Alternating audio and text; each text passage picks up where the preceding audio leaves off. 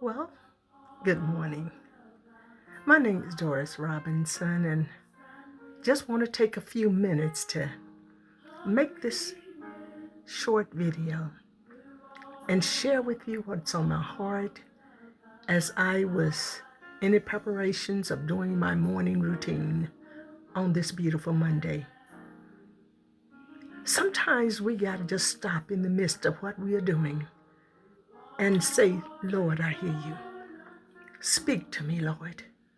Speak to my heart. Speak to my mind. And Lord, help me to hear clearly what you are saying. The music in the background, I do not have rights to, but the song says, I need you to survive. And this, in essence, is what was on my heart or laid in my heart or planted in my spirit today. Oh, if there was ever a time that we need one another to survive, we need it now. And I can take this from different perspectives and different illustrations and come to the same analogy that we need one another to survive. Over this weekend and days previous to this weekend, we saw the great devastation in states like Florida and its other parts. And the things that happened during this great hurricane was disastrous. Many lost their lives, many didn't make it. But there were those who was able to heed the warning, and they evacuated and were out of harm's way.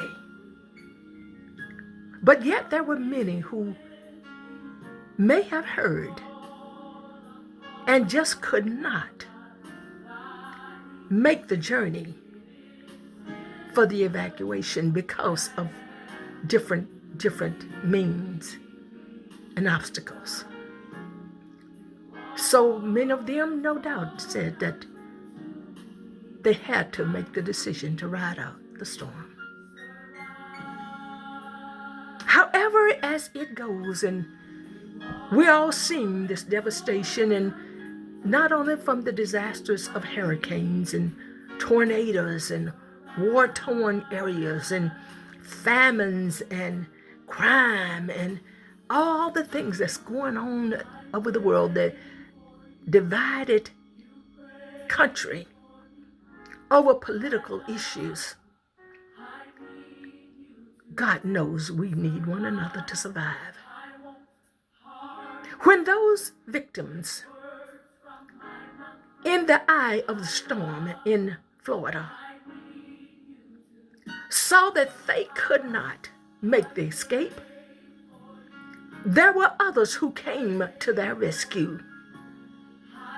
And many were found and lifted from the dangers of the hurricane because there were those who knew of their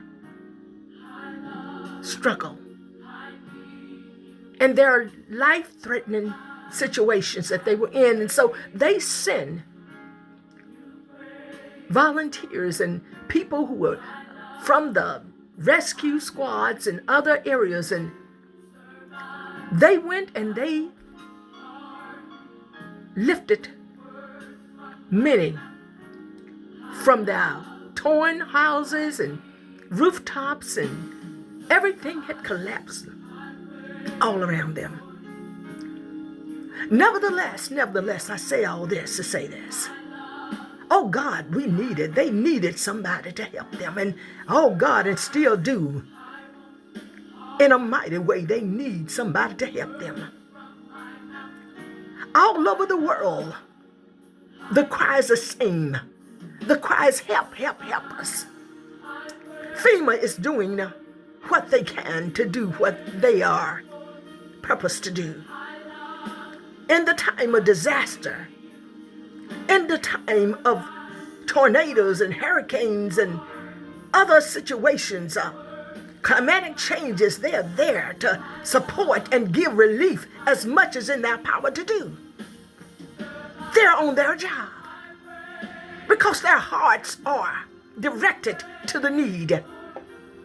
They're directed to the point that if they can just get to somebody in a house, if they can just get to somebody in some situation, they're barricaded, they're under some debris, wherever they are, they said, we got to get to them. I'm talking about disaster relief, y'all.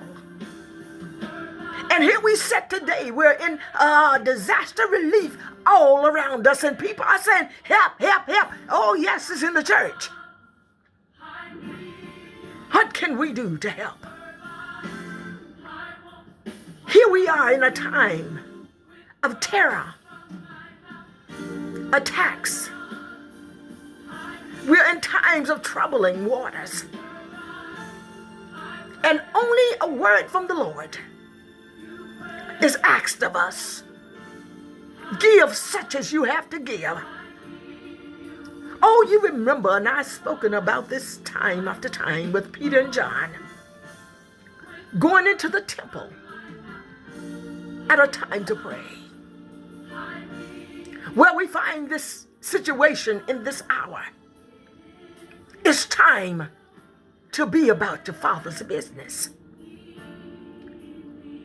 God knows what we need to do at this very hour. And I'm here to say, Lord, help us to survive.